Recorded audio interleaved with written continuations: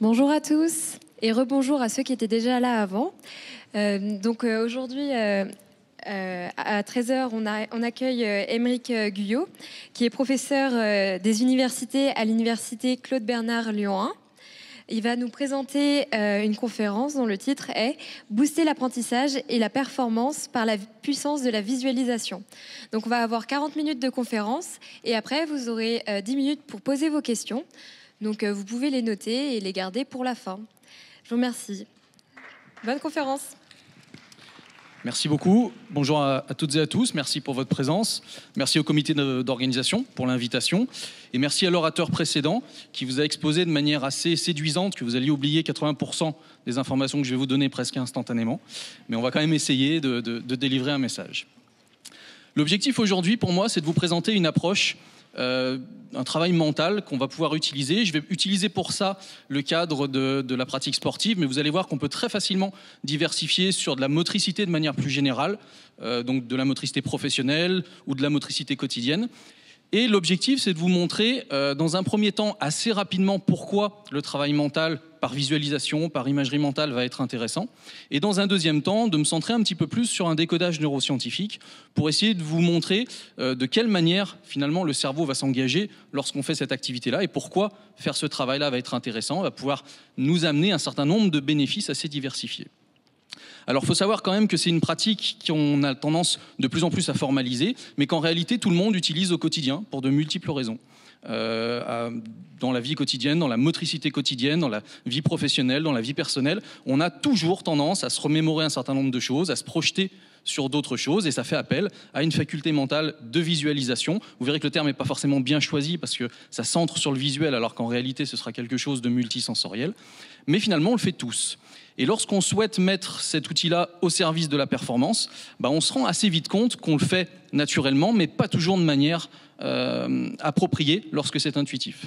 Alors parfois ça l'est un petit peu moins. Et l'idée, ça va être aussi de vous montrer un petit peu les règles ou les préconisations d'usage qu'on va devoir avoir à l'esprit lorsqu'on veut mettre en place un travail et garantir son efficacité. Alors, la visualisation ou l'imagerie mentale, l'imagerie motrice, on va parler de ça de manière assez commune aujourd'hui. C'est quoi? C'est la représentation mentale d'une séquence motrice, d'un mouvement, sans que ça débouche nécessairement sur son exécution.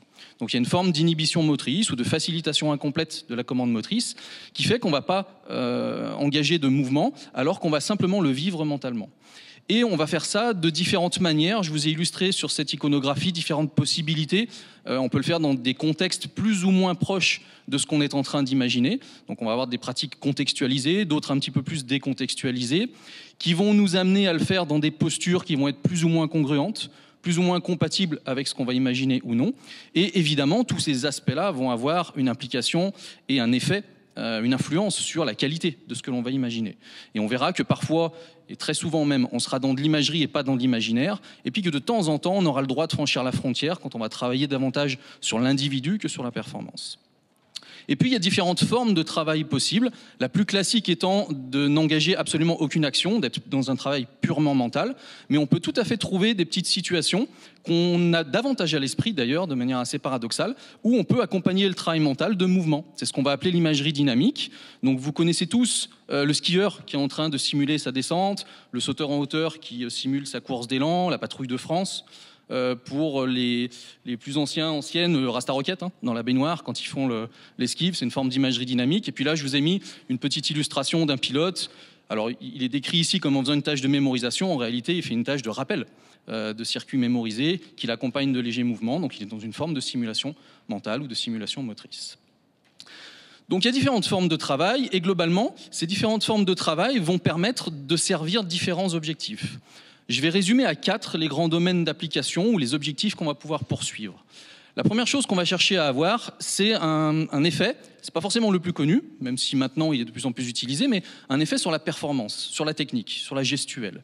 Donc on va chercher à faciliter l'apprentissage, on va chercher à automatiser, à mieux, à parfaire cet apprentissage-là. On va éventuellement chercher à corriger grâce au travail mental. C'est beaucoup plus facile de corriger mentalement que de corriger physiquement. On parlait d'automatisme tout à l'heure avec le précédent orateur. L'automatisme, il a la particularité d'être imperméable aux perturbations externes. Ce qui fait que quand on automatise un geste, c'est très difficile de le modifier parce qu'il faut désapprendre pour réapprendre. Il faut déstructurer pour restructurer. Et ça, c'est quelque chose qui est complexe, qui est coûteux. Alors que mentalement, c'est facile, c'est malléable. Donc on va pouvoir se conditionner, préparer, on le verra, le système nerveux et le cerveau à faciliter les modifications qu'on va rechercher par la suite. Donc ça, c'est un domaine d'application. On va beaucoup se centrer sur celui-ci, vous verrez aujourd'hui, qui est assez rigoureux, qui nécessite beaucoup de règles d'usage et de préconisations de pratique, parce que malheureusement, un travail qui est inapproprié, dans cette perspective-là, devient très très vite contre-productif et délétère. Donc on peut vraiment améliorer la performance, mais on peut aussi beaucoup la détériorer. C'est moins le cas dans d'autres domaines, vous verrez. Le deuxième domaine, qui peut-être est beaucoup plus connu parce qu'il se marie davantage avec les autres formes de préparation mentale, les autres formes de travail mental, c'est tout ce qui va concerner l'individu. C'est-à-dire qu'on va travailler sur la personne et on aura un effet qui sera indirect sur la performance cette fois-ci. L'objectif sera de mettre dans les meilleures conditions possibles pour qu'il puisse être performant. Donc on va travailler sur la confiance, sur l'anxiété, sur la régulation émotionnelle, sur la motivation, donc sur des paramètres qui le mettent dans les meilleures dispositions possibles pour être efficace. Donc on aura cet effet qui sera indirect. Et là, on est justement dans le cas de figure où le travail peut être beaucoup plus souple, beaucoup plus ouvert. On aura le droit à l'imaginaire, pour le coup ici. On sera dans un travail vraiment de visualisation de réussite et il y aura moins de règles d'action à respecter parce que la fidélité par rapport à l'exécution réelle sera secondaire. Ensuite, on aura une dimension un petit peu intermédiaire entre les deux, la dimension tactique ou stratégique, qui va consister à se préparer, à agir dans différentes situations, différents scénarios, à garder la lucidité, la capacité à être efficace dans une situation anxiogène, donc à se conditionner pour des choses qui vont arriver. Donc c'est une approche un petit peu particulière qui balaye à la fois l'individu et la technique. Ça se rapproche quand même davantage du domaine technique. Dans la pratique sportive, on parle beaucoup de domaine technico-tactique d'ailleurs. Donc c'est une approche un petit peu particulière. C'est certainement la moins étudiée du point de vue du travail mental, mais il y a quand même des belles choses à faire dans cette perspective. Et puis on a la rééducation fonctionnelle. Elle fait toujours l'effet, cette image-là. On a la rééducation fonctionnelle, la réathlétisation, la récupération en cas de blessure ou d'incapacité motrice. Et donc là, en fait, on n'aura pas le temps d'ouvrir cet aspect-là aujourd'hui, mais c'est immense l'accompagnement et le travail qu'on peut faire avec cette visée thérapeutique.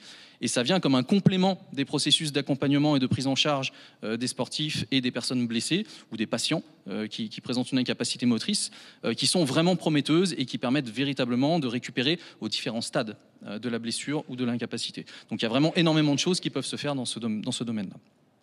Alors nous, on se centrera davantage sur le premier que je vous ai présenté, celui de la technique gestuelle. Alors il y a des centaines et des milliers d'études qui ont été effectuées dans à peu près toutes les disciplines, toutes les formes de motricité. Donc évidemment, on ne va pas balayer tous ces effets-là. Je vais simplement vous montrer 2 ou 3 résultats pour synthétiser un petit peu ce qu'on peut observer. Et je trouve qu'une des études les plus représentatives de ce qu'on va pouvoir avoir dans ce domaine, c'est une étude qui date un petit peu, qui est fin des années 90, qui a été faite par Pasquale Leone et collaborateurs chez des pianistes débutants. Donc ils ont pris des pianistes débutants, et dans cette étude, ils ont distingué 3 groupes afin d'évaluer ou de comparer l'apport de l'entraînement physique, l'apport de l'entraînement mental et puis une situation contrôle. On a toujours une situation contrôle dans les protocoles de recherche pour essayer de voir dans quelle mesure, notamment, le travail mental permettait de favoriser ou de faciliter l'apprentissage. Donc ils ont fait venir les personnes, ils les ont évaluées sur une séquence au piano, en regardant notamment le nombre d'erreurs qu'ils faisaient dans la séance. Et ensuite, ils ont distingué 3 groupes. Un groupe contrôle que vous allez avoir ici en gris, un groupe qui fait de l'imagerie en blanc et un groupe qui fait de l'entraînement physique en noir. Donc ils les ont fait venir tous les jours, pendant 5 jours, à raison de 2 heures par jour. Le choix n'est pas forcément idéal pour le travail mental, mais vous verrez que ça a quand même très bien fonctionné dans cette étude. Et donc, ils ont fait 2 heures de pratique par jour. Le groupe contrôle a fait une activité qui n'était ni l'entraînement physique ni l'entraînement mental, mais une activité neutre. De durée équivalente. Le groupe en blanc ici s'est entraîné 2 heures par jour à répéter mentalement la séquence, à faire de la visualisation, de l'imagerie. Et puis le groupe qui est en noir ici s'est entraîné physiquement à reproduire la séquence. Et ce qu'ils ont mis en évidence, qui synthétise assez bien les effets qu'on observe habituellement, c'est qu'au bout de 5 jours, donc 10 heures de pratique, le groupe qui s'est entraîné ici uniquement par visualisation a amélioré sa performance, a fait moins d'erreurs, donc on a une amélioration de la performance par rapport au groupe contrôle. Généralement, on fait faire une activité cognitive neutre, donc ça va être de la discussion, on va observer, on va engager. Non, c'est pas une activité motrice, c'est plutôt une activité où on passe suffisamment de temps avec la personne pour qu'il y ait une implication qui est équivalente, mais dont on sait qu'elle n'apportera pas de performance. Donc c'est généralement une activité cognitive neutre. Donc ici, vous avez une amélioration de la performance, mais vous avez quand même une amélioration de la performance qui reste inférieure au groupe qui s'entraîne physiquement. Et ça ramène un petit peu les pieds sur terre, hein. Le travail mental, c'est bien, mais c'est toujours moins bien que le travail physique, c'est moins complet. On verra que c'est l'association des deux qui est idéale. Et si on compare ici, le niveau de performance atteint au bout du 5e jour par le groupe qui s'est entraîné mentalement correspond à peu près au niveau de performance atteint par le groupe qui s'entraîne physiquement au 3e jour. Donc dans cette étude-là, le ratio, c'est 10 heures de travail mental, ça équivaut à peu près à 6 heures de travail physique. Et ce qui est intéressant, c'est une des rares études qui a fait ça, c'est qu'à la fin du protocole, ils ont pris ce groupe et ils leur ont proposé juste 2 heures d'entraînement physique complémentaire. Et avec 2 heures d'entraînement physique complémentaire, vous voyez qu'ils arrivent à un niveau de performance qui est équivalent au groupe qui s'est entraîné au total pendant 10 heures physiquement. Et ce qui est intéressant, c'est que la pente de cette droite-là est la plus importante, donc le niveau de progression est le plus élevé quand on combine les deux formes de pratique. Et évidemment, à part le cas de blessure, jamais le travail mental doit être un substitut, mais véritablement un complément au travail physique. Dans cette étude, ce qui est intéressant, c'est qu'ils sont également allés regarder la plasticité cérébrale. On en reparlera un petit peu tout à l'heure de la plasticité cérébrale. Ici, ils ont regardé la cartographie au niveau cérébral des populations de neurones qui sont responsables de la motricité des doigts, les fléchisseurs et les extenseurs. Et vous le savez sans doute, le cerveau se réorganise en permanence, c'est cette capacité qu'il a à être plastique. Et en réalité, il se réorganise notamment en fonction de ce qu'on fait, des activités que l'on va faire, qu'elles soient intellectuelles ou motrices.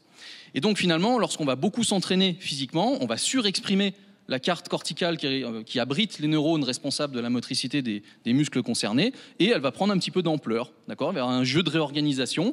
Elle va grossir légèrement au détriment d'autres, donc on va avoir cette malléabilité qui va s'opérer.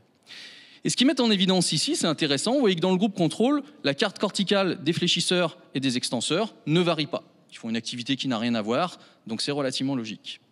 Le groupe qui s'entraîne physiquement, vous avez ce qu'on appelle une expansion corticale, c'est-à-dire que les réseaux vont prendre un petit peu d'importance et donc on va avoir cette étendue un petit peu plus large au niveau cortical dans le cortex moteur primaire, des fléchisseurs et des extenseurs. C'est dû au fait qu'on s'entraîne 2 heures par jour et donc on surexprime l'utilisation de ces muscles-là. Ce qui est intéressant, c'est de voir que cette expansion corticale, on l'observe également lorsqu'on se contente de visualiser et d'imaginer le mouvement. Et donc on va avoir, on y reviendra sur cette notion-là, mais on va avoir une sollicitation au niveau neuronal qui va être fortement comparable. On va activer le système nerveux de manière comparable et on va induire une plasticité cérébrale grâce à la visualisation qui sera comparable à ce qu'on observe lors de l'exécution réelle. Alors, j'y reviendrai, mais juste pour vous donner aussi quelques petites orientations un petit peu plus actuelles, parce que souvent, l'idée qu'on s'en fait, c'est de se dire, tiens, je vais imaginer exactement ce que je viens de reproduire. Et c'est ce qu'on va faire dans la très grande majorité des cas. Mais on peut aussi se poser la question du transfert. C'est un petit peu plus actuel, donc je vous montre juste 2 résultats par rapport à ça avant de recentrer sur l'approche neuroscientifique. Mais par exemple, dans une étude assez récente, on a pu mettre en évidence que lorsque je m'entraîne physiquement sur un mouvement et que j'imagine ce même mouvement juste après l'avoir fait physiquement, ça peut contribuer à améliorer les performances, vous voyez, d'environ 10% ici dans le protocole chez les sportifs qui étaient concernés, sur le mouvement en question. Et les gains sur un autre mouvement qui va impliquer les mêmes muscles va être beaucoup plus relatif. Donc c'est la forme d'entraînement qu'on a tendance aujourd'hui à privilégier. On répète mentalement, c'est presque comme si on répétait physiquement, à l'exception que ça ne débouche pas sur l'exécution réelle, et ça permet d'améliorer les performances. Si on a un éclairage un tout petit peu complémentaire ou différent, on se rend compte que lorsque je demande aux sportifs de s'entraîner physiquement sur un mouvement, et ensuite d'imaginer un autre mouvement qui implique les mêmes membres, mais de manière différente, on a un rééquilibrage et on améliore de manière significative les 2 mouvements et les 2 performances. Ce qui permet de transférer les bénéfices liés au travail mental en direction d'un autre mouvement qu'on n'a pas forcément travaillé mentalement. Et ça, d'un point de vue pratique, il y a des perspectives sur des gains, on va dire, un petit peu plus larges, avec des choix qu'on va opérer, mais pas nécessairement de couvrir tous les mouvements qu'on va reproduire mentalement, parce qu'on n'a pas le temps ni la possibilité de le faire. Donc c'est une piste intéressante en termes de transfert, et ça vous reflète, on va dire, quelques considérations actuelles sur les protocoles de recherche qui sont menés. Et juste pour terminer, cette notion de transfert, on l'observe également en fonction de la nature des mouvements. Ici, c'est un protocole qu'on avait pu mener chez des golfeurs, qu'on avait évalué sur le mouvement du swing, mouvement relativement complexe d'un point de vue coordination, et sur le mouvement du putting, mouvement beaucoup plus simple, qui est un mouvement davantage de précision. Et donc on les avait évalués sur les deux situations, et ensuite on les avait soumis à un entraînement dans lequel ils faisaient de la visualisation, soit de manière dissociée, ils se voyaient en tant que spectatrice ou spectateur, soit de manière associée, ils se voyaient en caméra embarquée, soit de manière ce qu'on appelle kinesthésique, c'est-à-dire où on induisait toutes les sensations qui sont habituellement générées par le mouvement, et donc on leur demandait de ressentir et de percevoir le mouvement. Et ce qui est intéressant, c'est qu'on les a entraînés mentalement uniquement sur le swing. Et vous voyez qu'ici, on a les valeurs lors du pré-test, puis les valeurs après la première forme d'imagerie dissociée, ici associée et ici kinesthésique. Mais si on les prend tout ensemble, on s'aperçoit que la qualité du mouvement qui est observé à l'issue de l'entraînement, tout ça c'était présenté dans un ordre aléatoire, est meilleure que lors du pré-test. Donc ça confirme la multitude d'études qui mettent en évidence que le travail mental permet d'améliorer la performance. C'est pas très surprenant, c'est pas révolutionnaire tout ça. Ce qui est intéressant, c'est que quand on va regarder ce qu'ils ont fait sur l'autre mouvement, qu'ils n'ont donc ni pratiqué physiquement, ni travaillé mentalement, on a exactement le même pattern de résultats. C'est-à-dire qu'on va transférer les bénéfices obtenus sur le mouvement travaillé mentalement en direction du second mouvement. Et juste pour vous donner un tout petit peu plus, même si on n'a pas le temps de développer ça ne marche pas dans les deux sens, par exemple. C'est-à-dire qu'il y a d'autres études qui mettent en évidence que quand on va travailler le mouvement le plus simple, on ne transfère pas forcément en direction du mouvement le plus complexe. Donc ça veut dire qu'il y a des choix à opérer et que c'est une des règles sur lesquelles on fixe les interventions. C'est plus intéressant d'aller chercher la motricité plus complexe à travailler mentalement parce qu'elle va permettre de couvrir des gains ou des bénéfices un petit peu plus importants. Pardon ? Si, il peut y avoir tout à fait un lien sur la qualité de la concentration, la qualité de la projection attentionnelle et donc la répercussion sur la performance. Au même titre que sur l'exemple précédent, c'est pas forcément le mécanisme de la force qui va être impacté, ça peut aussi être la technique gestuelle, ça peut être l'implication sur l'éveil physiologique qu'on va élever préalablement à la tâche. Donc c'est quelque chose qui relève de la performance de manière générale et dans ces exemples-là, pas spécifiquement d'une notion en particulier. Alors, tout ça c'est intéressant. Mais ce que j'aimerais un petit peu plus cibler aujourd'hui, c'est le décodage neuroscientifique de ce travail-là, de cette capacité qu'on a à visualiser. Alors là aussi, il y a des centaines et des centaines d'études, donc on va essayer de dresser un panorama assez représentatif, assez synthétique de ce qui a pu être observé. La chose principale qu'on va observer, ça se situe au niveau cérébral. Alors, on a souvent tendance à dire que votre cerveau ne va pas faire la différence entre imaginer et exécuter. Je ne suis pas d'accord avec cette affirmation-là. D'accord ? Votre cerveau fait tout à fait la différence. Si je vous demande d'imaginer un mouvement là tout de suite maintenant, à la seconde où je vous le demande, vous savez très bien que vous n'allez pas le faire. Donc votre cerveau, il est tout à fait conscient qu'il y a une différence entre imaginer et exécuter. En revanche, on va s'apercevoir qu'effectivement, on va le solliciter de manière comparable. Et donc, on va l'activer de manière presque similaire. On va le mettre dans des conditions qui sont très proches lorsqu'il exécute et lorsqu'il imagine. Et c'est pour ça que le travail sera efficace. On synthétise ça généralement sous le nom de principe d'équivalence neurofonctionnelle. C'est-à-dire qu'il y a une équivalence dans l'activité du système nerveux lorsque j'imagine et lorsque j'exécute. On pourrait aussi rajouter lorsque j'observe.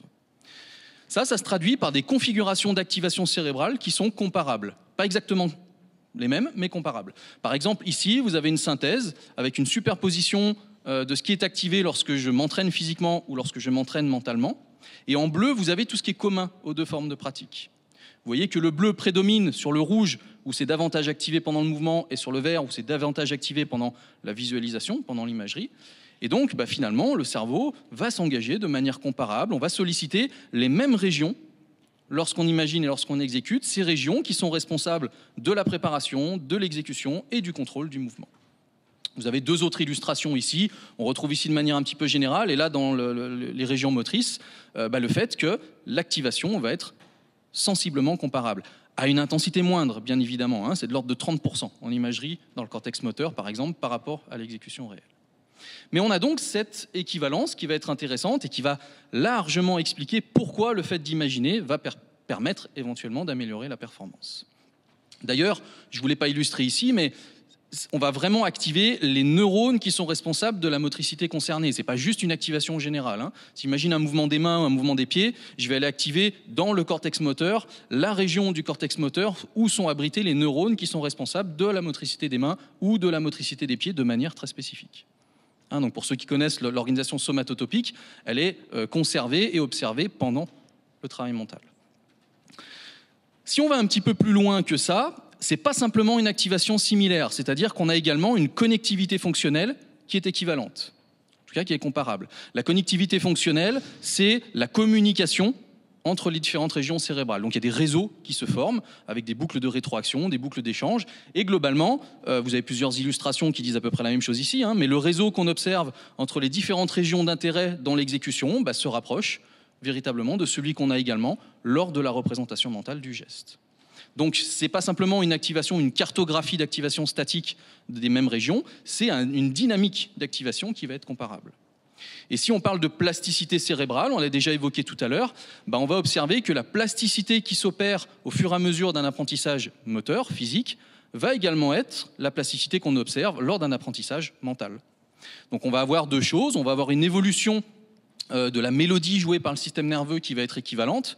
Hein, on connaît relativement bien dans le domaine de l'apprentissage les régions, les circuits qui sont responsables de la mémorisation, de la consolidation, de l'automatisation du geste. On va observer la même évolution si on entraîne quelqu'un mentalement, même s'il ne travaille pas physiquement. On va avoir la même plasticité qui va s'observer. Et on va également refléter un principe qui est relativement bien connu, qui s'appelle l'efficience neurale. Le principe d'efficience neurale qu'on peut apercevoir ici, c'est que si vous prenez un expert et un débutant dans une tâche motrice, l'expert va réaliser la tâche de manière plus efficace et plus performante que le débutant, mais à moindre coût cognitif. Il va redescendre d'un niveau de contrôle, il va descendre d'un contrôle cortical à un contrôle sous-cortical. Ça va lui permettre de libérer ses ressources attentionnelles, pour regarder ce qui se passe autour de lui notamment. Et du coup, il fera un mouvement qui sera de meilleure qualité, mais qui sera moins coûteux au niveau cognitif, moins coûteux au niveau mental, et qui se traduira par moins d'activation cérébrale dans les régions d'intérêt. Et cette efficience neurale, on l'observe également au fur et à mesure de l'apprentissage par imagerie. Donc ça vous montre que c'est vraiment une équivalence neurofonctionnelle qui est assez importante et qui justifie pourquoi le travail mental va être efficace. Récemment, on est allé un tout petit peu plus loin, on commence même à mettre en évidence la réactivation de la plasticité cérébrale suite au sommeil.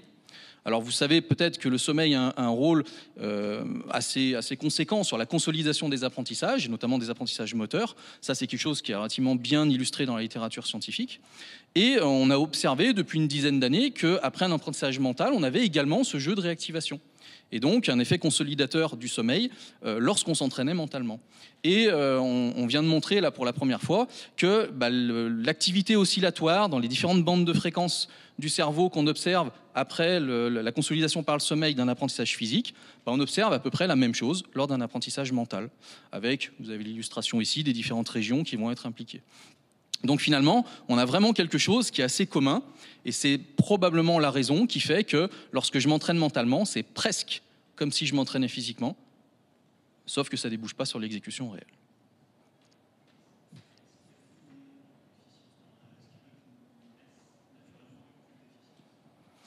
Il y a certainement de la variabilité. Est-ce qu'on va appeler ça de l'efficience neurale ?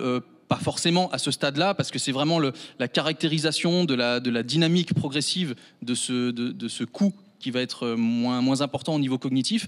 Par contre, on va avoir des gens qui vont avoir une capacité de transfert d'une situation à une autre un petit peu plus spontanée, qui vont plus rapidement arriver à ce système un petit peu épuré d'activation et qui reflèterait un petit peu cette idée-là, effectivement, que cette efficience apparaît un petit peu plus tôt dans le processus d'apprentissage pour eux. Ouais.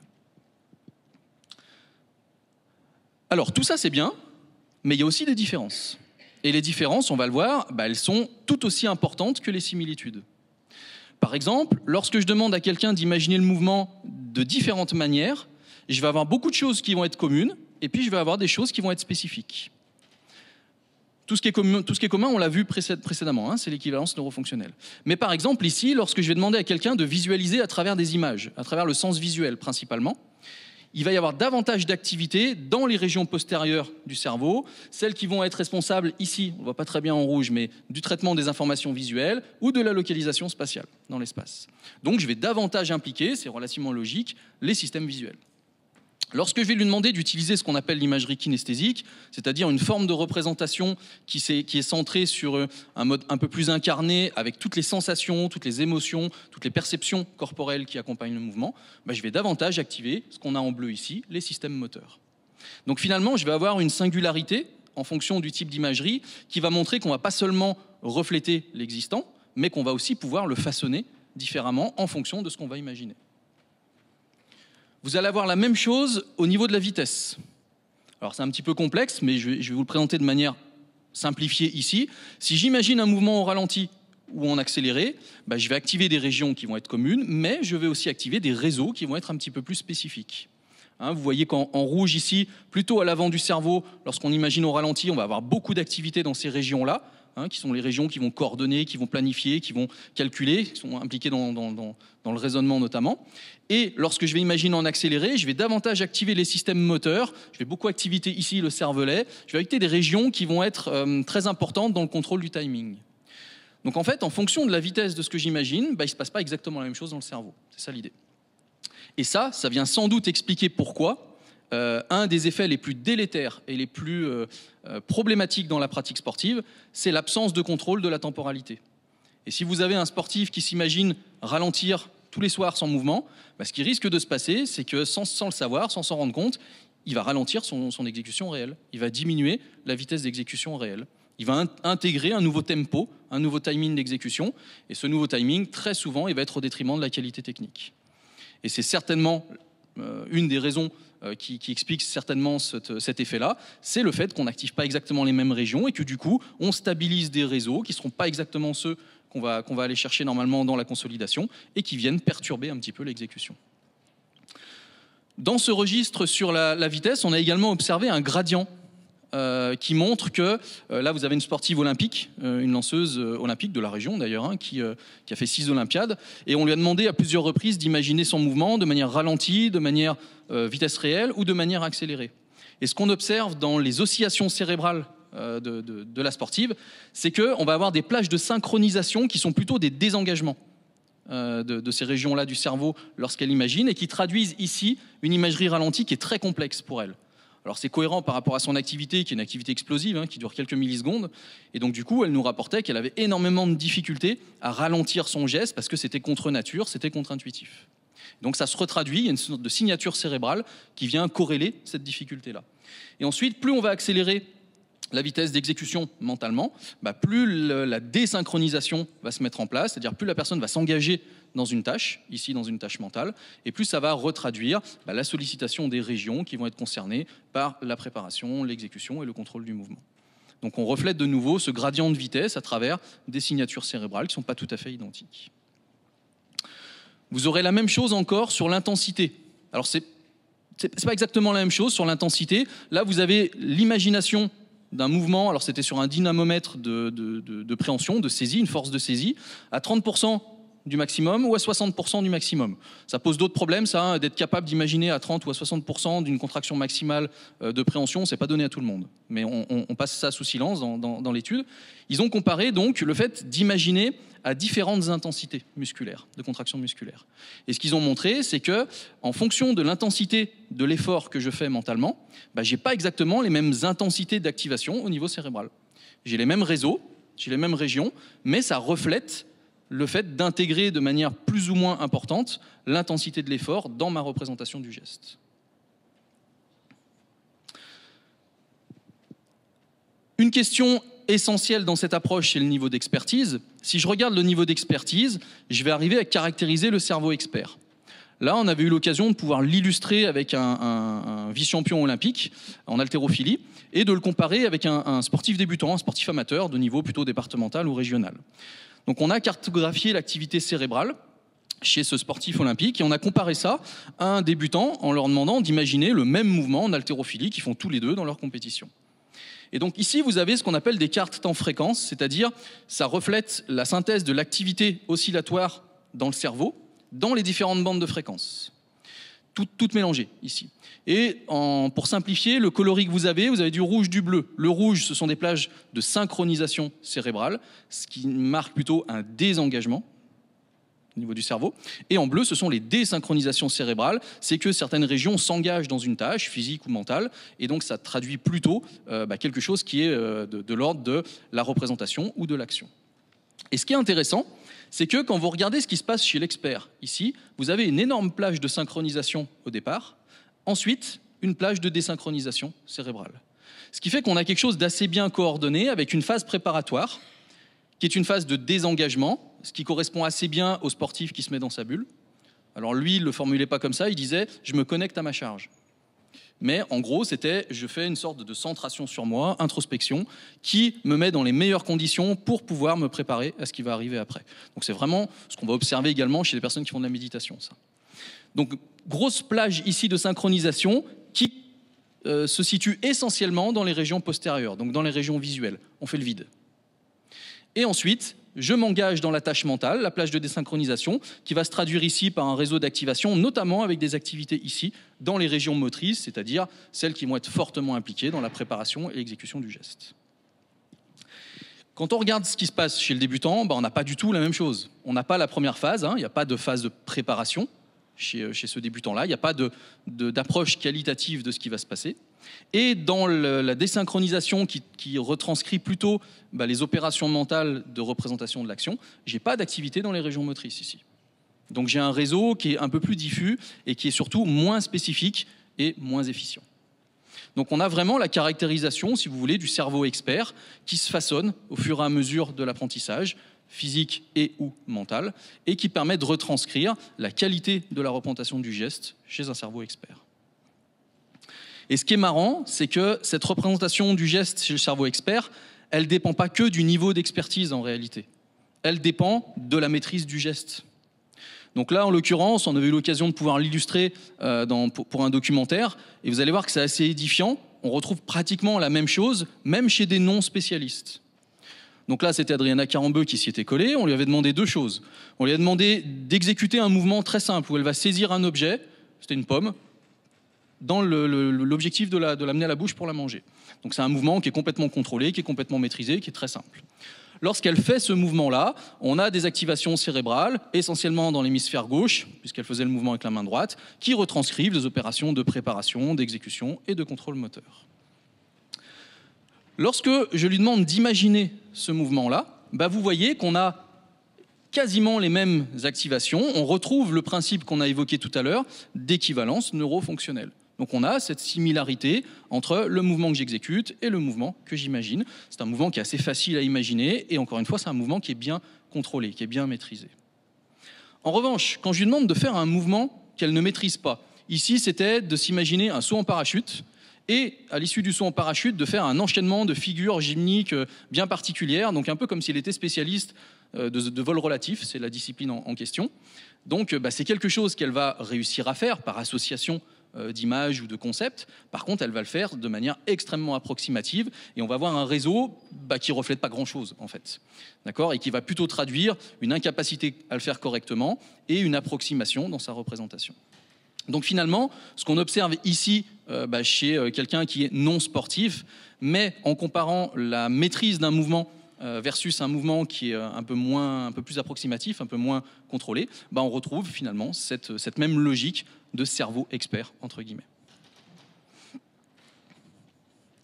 Alors, ça c'est intéressant, et puis quand vous travaillez pendant 10 ans à tout ça, essayer de cartographier ces éléments-là, et que vous vous rendez compte qu'en fait il y en a d'autres qui ont dit ça de manière extrêmement simple, mais extrêmement juste, c'est un peu frustrant d'une certaine manière, mais finalement c'est exactement les idées qui sont véhiculées sur ces deux images-là, qui sont un peu plus de la vulgarisation ou de la schématisation de ce qui se passe. Mais c'est assez proche de la réalité, et lorsque je vais m'entraîner mentalement, je vais en fait opérer une plasticité cérébrale, et cette plasticité cérébrale va être à l'origine des transformations motrices que je peux espérer, soit pour renforcer le geste, soit pour modifier le geste. Juste un mot quand même pour vous dire que c'est quelque chose qui ne relève pas que de l'activité cérébrale. On a de plus en plus d'études qui viennent également éclairer ce qui se passe au niveau spinal, donc dans la moelle épinière. donc notamment dans les circuits d'inhibition de la moelle épinière, qui pourraient expliquer à la fois les gains et à la fois les processus d'inhibition de la motricité. Vous le voyez, alors c'est pas forcément intuitif, mais ici vous avez le niveau de preuve scientifique. Vous voyez que le niveau de preuve scientifique au niveau cérébral est beaucoup plus important qu'au niveau spinal et au niveau sous-cortical, parce que c'est plus difficile d'accès, c'est plus récent. Mais il commence quand même à y avoir des études, je vous ai mis 2 petites illustrations ici, qui montrent qu'il ne se passe pas rien sur ces niveaux inférieurs, qui relèvent des processus beaucoup plus inconscients d'ailleurs, mais il y a des processus qui participent et qui contribuent à ces capacités de représentation et à l'efficacité inhérente à ces représentations. Alors, pour conclure et revenir sur quelque chose d'un petit peu plus pragmatique, d'un petit peu plus concret, tout ça c'est bien, mais ça pose forcément des questions sur les règles d'usage, sur les préconisations de l'entraînement mental, sur comment je dois faire pour que ce soit efficace, etc. etc. Donc quelles sont les procédures, quelles sont les règles qu'il faut respecter? C'est tout un champ de la littérature et tout un champ de l'application qui sont bien évidemment concernés. On va juste brièvement les synthétiser. Je vous ai répertorié ici les principales règles de pratique dans le domaine qui nous a intéressés au cours de la présentation, celui du perfectionnement technique. Donc vous avez ici la liste des éléments qui sont essentiels à avoir à l'esprit. D'une part, pour éviter les effets contre-productifs, les effets délétères. Je vous ai pris l'exemple tout à l'heure d'une imagerie ralentie qui a des effets délétères sur la vitesse d'exécution réelle. Donc d'une part, ça permet d'éviter ces effets délétères, et d'autre part, ça permet, peut-être pas de garantir, mais de renforcer l'efficacité de l'entraînement qu'on va faire. Et donc ici, je vous ai mis un petit jeu de représentation graphique qui montre bien que ces règles-là, elles sont essentielles au travail sur le perfectionnement technique. Elles sont indispensables. D'accord ? Presque tout est colorié, donc vous voyez qu'il n'y a pas de hiérarchie dans les règles que je propose ici, mais elles sont toutes importantes. En revanche, un autre aspect qu'on n'a pas forcément évoqué, à part dans la présentation initiale, mais si je travaille sur l'individu, sur sa confiance, sa motivation, son anxiété, sa gestion du stress, etc., l'approche est complètement différente. La forme de travail est différente, la nature du travail, les consignes, la durée et le moment de travail seront tous des éléments qui seront différents. Et donc là, vous voyez que les règles de pratique sont beaucoup plus souples en réalité. Parce que je vais pouvoir me permettre de faire des choses qui ne relèvent pas de la maîtrise de la technique gestuelle, mais qui conditionnent simplement la visualisation de sa réussite. Donc c'est plus facile d'accès en réalité, et ça pose les questions un petit peu différemment. Et si je reprends le domaine qui était un petit peu intermédiaire entre les deux, vous voyez qu'ici, il est de nouveau un petit peu intermédiaire entre les deux, mais il se rapproche quand même plus, la dimension tactique se rapproche un petit peu plus de ce qu'on va observer ici, sur le perfectionnement technique. Donc ça vous donne une sorte de guide ou d'illustration de ce qui va être important à avoir à l'esprit lorsqu'on veut mettre en place un entraînement. Et juste la dernière illustration sur une question très simple qui est quelle durée privilégier lorsqu'on met en place un entraînement pour que le travail soit efficace. Ne serait-ce que sur ce questionnement-là, vous avez des différences qui sont bien établies.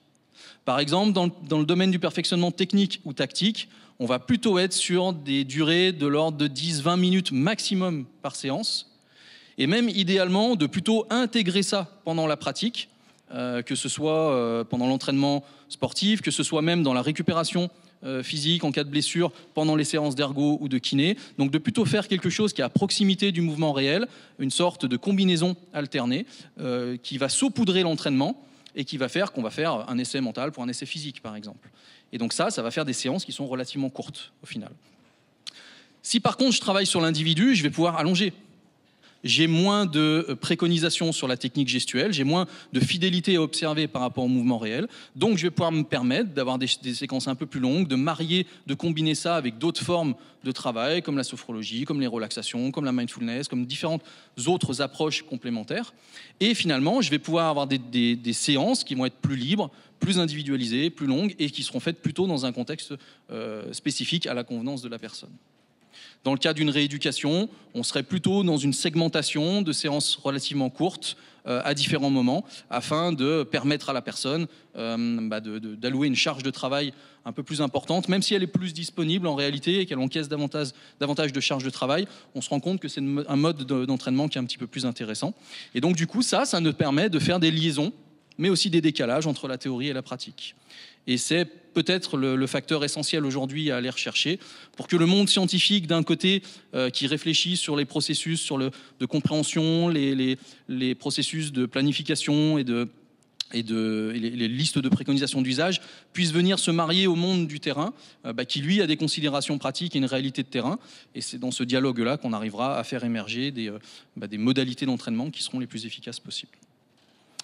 Voilà, je vous remercie pour votre attention. Et puis, si vous avez des questions, je suis à votre disposition.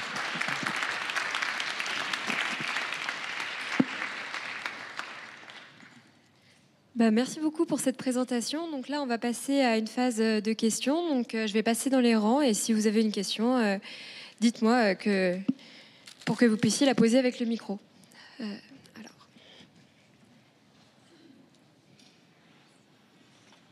Bonjour, merci, c'était super intéressant. J'avais simplement une question sur la latence d'efficience de la visualisation. Est-ce que après 20 minutes de visualisation, je peux recommencer mon mouvement et être plus efficiente que 20 minutes avant? Alors, il y a une règle, un principe à avoir à l'esprit qui est que ça reste une pratique qui doit être répétée, idéalement. Donc c'est un processus d'entraînement, on va répéter ses gammes mentalement comme on le fait physiquement. Donc dans l'absolu, de manière générale, l'idée c'est plutôt d'inscrire ça sur une notion d'entraînement répété, d'entraînement progressif, qui va pouvoir garantir d'avoir un petit peu plus d'effet. D'ailleurs, quand on fait des expérimentations, généralement on part au minimum sur 12-15 séances pour s'assurer que s'il y a un effet, on puisse le mettre en évidence. Maintenant, il y a quand même des effets parfois qu'on appelle les effets immédiats ou les effets aigus qui font que très rapidement derrière un travail mental, je peux avoir un effet quasiment instantané qui ne sera pas forcément un effet qui va durer, donc c'est plutôt un effet, c'est ce qu'on va faire sur le travail sur la douleur, c'est ce qu'on va faire sur le travail par exemple sur les amplitudes articulaires, on peut aller chercher ces effets-là. C'est pas forcément ce qu'on va rechercher et qui va inscrire quelque chose sur la durée, mais c'est quelque chose qui peut néanmoins amener des résultats même à très court terme.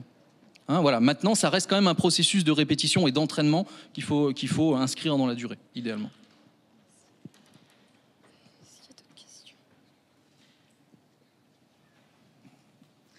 Bonjour, merci. Est-ce que sur l'application de terrain, on serait capable de mesurer le coût d'une visualisation au quotidien, comme on pourrait mesurer le coût de l'activité physique du coup? Et en termes d'association, je suppose que le but, ce serait de rechercher l'efficience, mais de mesurer le coût pour justement prévenir certaines charges ou surcharges. Est-ce que ça peut être envisagé Ouais, c'est une très bonne question qui, paradoxalement, a reçu peu d'intérêt sur le plan scientifique, alors que c'est essentiel sur la pratique. Alors, on a des outils qui nous permettent, certainement pas de le faire de manière aussi précise et de quantifier ou d'objectiver comme on pourrait le faire sur de la pratique physique. Maintenant, on a quand même des outils physiologiques qui sont assez bien corrélatifs de la surcharge attentionnelle, de la capacité à garder sa lucidité, d'avoir des points d'inflexion sur la qualité de ce qu'on va imaginer, etc. Donc on a quand même des outils qui vont nous permettre de faire ça. Et après, si on transpose ça sur le terrain, il est évident qu'il y a en plus une variabilité interindividuelle. Il y a quelques études quand même qui mettent en évidence qu'il y a un impact de la fatigue physique sur la capacité à se concentrer, à imaginer correctement, qui a un impact de la fatigue mentale sur la capacité à le faire, et en retour que le travail mental va induire aussi une forme de fatigue. Alors aucun marqueur physiologique de ce point de vue-là. Par contre, de la perception de fatigue, oui, on va l'observer, ce qui sera très variable. Et du coup, c'est quelque chose, voilà, une forme de surcharge ou même de saturation parfois. Et donc, du coup, ça, c'est quelque chose qu'il va falloir prendre en considération. Et dans la pratique, ça veut dire qu'il faut en avoir conscience, il faut être à l'écoute également du sportif, il faut être à l'écoute de ce qu'on va pouvoir percevoir comportementalement ou avec des mesures corrélatives si on en a. Et on ne va pas systématiquement mettre ça sur les fins d'entraînement, par exemple. On va plutôt répartir ça. L'idéal, quand on est sur le travail technique, c'est vraiment de saupoudrer le travail à l'intérieur de l'entraînement sans rien changer à l'entraînement. Ce qui fait que tu vas avoir peut-être 5-10 minutes de travail effectif répartis sur la séance sans que ça modifie le corps de la séance. Maintenant, 5 à 10 minutes, surtout si il y a des personnes qui n'ont pas l'habitude de le faire, ça peut être excessivement lourd.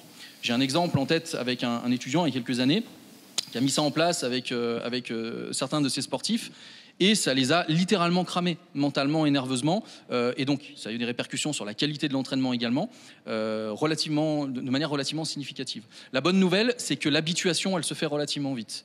Donc finalement, ce travail qui est lourd de surcharge au départ, on s'habitue progressivement, ça ne veut pas dire qu'elle disparaît totalement, elle reste quand même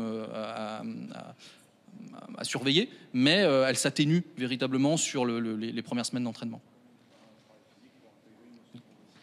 Exactement.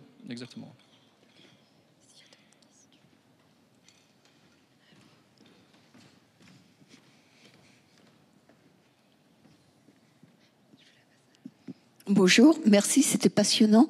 Je voulais savoir s'il y avait des travaux sur la visualisation et la dyspraxie à l'heure actuelle. Si ça a commencé. Oui, il y a un champ d'études. Il n'y a pas pléthore d'études scientifiques, mais il y en a quand même sur les différentes formes de dys, pas que sur la dyspraxie d'ailleurs.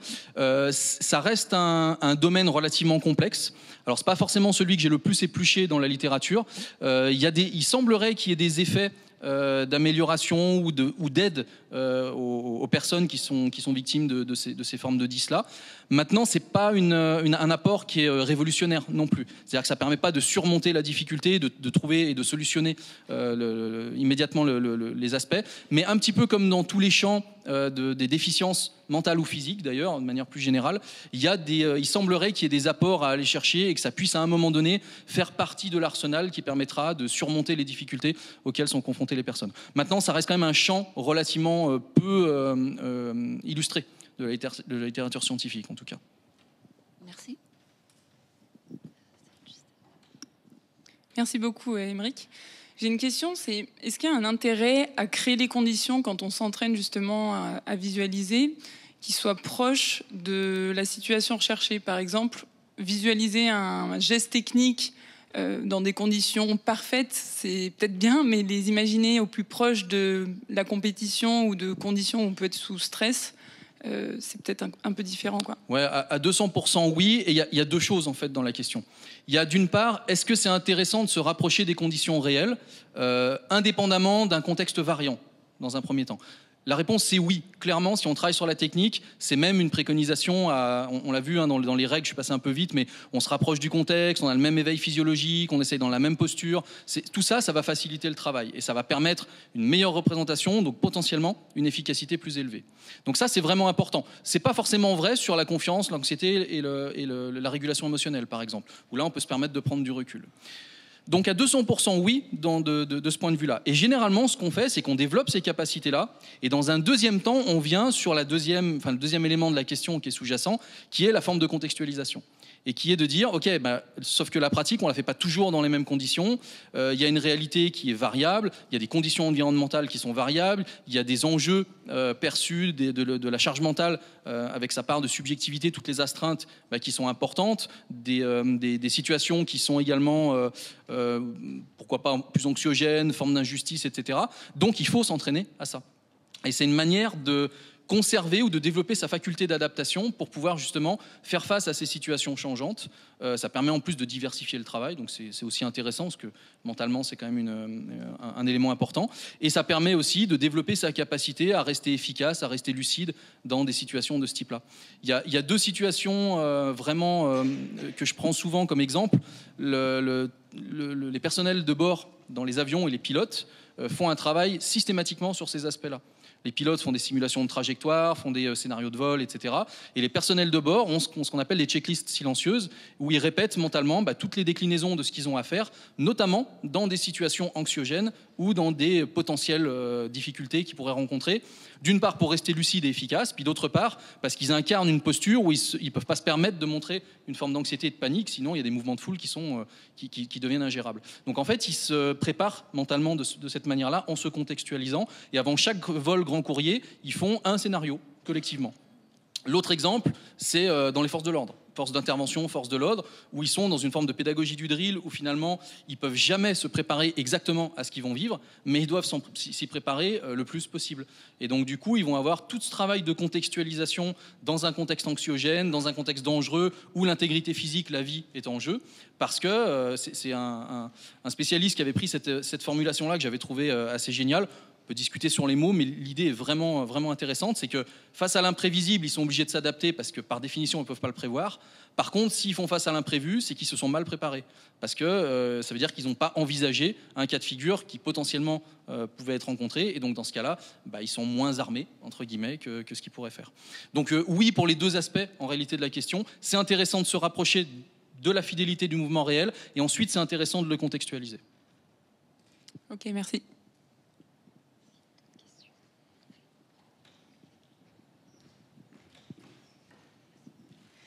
Merci, bonjour. J'aurais besoin d'une petite confirmation. Sur une des slides, on a vu une différence entre le sportif expérimenté et le non expérimenté, avec un effet moins important chez le non expérimenté. Et donc, à partir de quel niveau technique on peut avoir de l'intérêt à mettre en place cette visualisation, et est-ce que vraiment elle est désintéressante si jamais, par exemple, est-ce qu'il y a eu des études qui ont été menées sur l'imagination d'un mouvement ou d'une performance non expérimentée? Alors, il y a deux questions, je vais revenir sur les deux, mais il ne faut pas faire l'amalgame entre la signature neuronale qu'on a pu voir tout à l'heure sur la slide, entre l'expert et le débutant, et l'intérêt de travailler par imagerie chez l'expert comme chez le débutant. En réalité, le débutant et l'expert vont en tirer un certain nombre de bénéfices qui ne seront pas forcément les mêmes, si on les schématise. Oui, l'expert a des meilleures activations cérébrales qui reflètent que le travail est de bonne qualité, qui va en retirer davantage de bénéfices, donc que potentiellement le travail est très rentable. Le débutant, lui, il a beaucoup plus d'approximation, de non-maîtrise du mouvement, manque de repères, donc sa représentation mentale, elle est approximative, donc on peut se dire qu'il va en tirer moins de bénéfices. Ce qui est vrai. Mais l'avantage chez le non-expert, c'est qu'il a une pente de progression qui est extrêmement forte. On a une courbe de progression qui est vraiment asymptotique et avec une pente très rapide au départ. Et du coup, lui, ça va être intéressant, le débutant, pour accélérer le processus d'apprentissage, même si la qualité et la richesse de sa représentation, souvent, est moins bonne que chez l'expert. Donc du coup, on ne va pas forcément regarder la même chose, parce que l'expert, lui, sur des ajustements visuomoteurs, il est sur un plateau de performance, et donc du coup, il en tire plus de bénéfices, mais les progrès sont moins faciles à faire. Donc en fait, c'est intéressant à tous les stades, mais certainement pour des raisons différentes et avec des contenus d'entraînement qui pourront être variables. Maintenant, sur l'exemple d'un mouvement qui est non expérimenté, c'est bien, c'est typiquement le genre de question où je vais répondre oui et non. En fait, ça peut être intéressant parce que ça nous permet d'appréhender quelque chose qu'on n'a pas encore fait par association d'idées, donc de nous en faire une connaissance tacite préalable et donc une capacité à travailler dessus mentalement et à peut-être simplifier la mise l'opérationnalisation quand on y sera confronté. Donc ça peut être intéressant. En revanche, quand c'est un mouvement qu'on n'a absolument jamais fait, qui est relativement complexe et qui nécessite quand même des repères précis, ce travail-là devient assez inefficace. Parce qu'en fait, il est trop approximatif et du coup, tout le travail de conditionnement n'a pas véritablement d'impact. Donc souvent, on a tendance à dire, même s'il n'y en a pas beaucoup, c'est mieux de faire le mouvement pour se créer des retours sensoriels, pour intérioriser des feedbacks qui sont relatifs au mouvement et qui nous permettent de construire une représentation qui est un petit peu plus juste, même si on ne maîtrise pas le geste et qu'elle est approximative, cette représentation-là. Là, ça devient intéressant. Maintenant, dans le cas de figure de mouvements non expérimentés et où finalement ce travail-là porte quand même ses fruits, c'est quand on veut associer différentes parties qu'on maîtrise, mais qu'on a du mal à associer. J'ai en tête un exemple, c'était en trampoline, je crois, l'entraîneur qui me parlait que le sportif maîtrisait très bien deux figures, mais avait beaucoup de mal à les enchaîner parce qu'il y avait un décalage sur la toile. Et il n'arrivait pas à rester centré pour pouvoir enchaîner correctement ces aspects-là. Et là, en fait, on est dans un mouvement, dans un enchaînement qui est non expérimenté suffisamment pour être maîtrisé, mais par contre, les deux constituants de cet enchaînement-là le sont. Et là, faire un travail d'imagerie qu'on peut compléter d'ailleurs, et il l'avait fait avec un travail d'observation, les logiciels vidéo de montage qui permettent de donner un feedback visuel comme quoi la performance est correcte alors qu'en fait c'est juste un montage visuel, ça c'est quelque chose qui va être intéressant. Mais certainement parce qu'on est sur deux formes de motricité qui sont suffisamment maîtrisées pour pouvoir les utiliser efficacement et de manière un petit peu plus approfondie, un petit peu plus précise. Alors, on va devoir arrêter là pour cette conférence, mais vous pouvez poursuivre les questions en dehors de l'amphithéâtre et il va y avoir ensuite les pitchs de thèse. Donc, il va y en avoir 3. Donc, vous pouvez rester là si ça vous intéresse. Merci à vous.